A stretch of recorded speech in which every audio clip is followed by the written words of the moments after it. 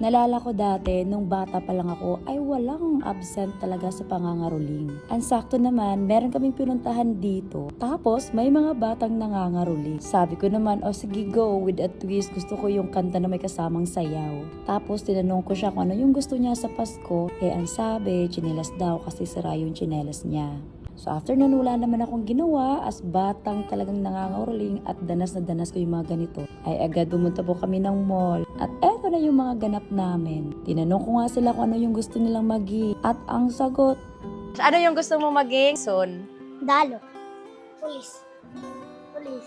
Pulis. kaya nga, eto nga. So dito na nga po kami. Nakakatuwa lang itong batang naka-color yellow kasi ayaw niya talagang siya lang yung meron. Talagang nag-request talaga siya para sa bunsong kapatid niya at kuya niya. Diba? Nakakatuwa yung ganitong ugali. Yung tipong kung ano ang meron sa kanya ay gusto niya din, meron din yung mga mahal niya sa buhay. Ay talagang pumili siya para sa bunsong kapatid niya, kay kuya at kay mama niya.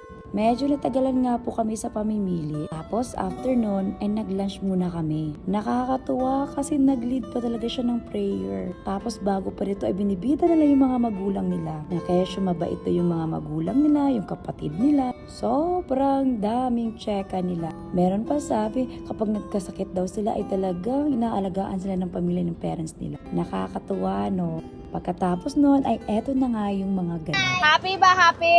Kanta natin sa atin. Happy birthday to you.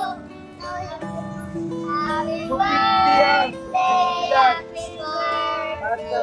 Happy birthday to you.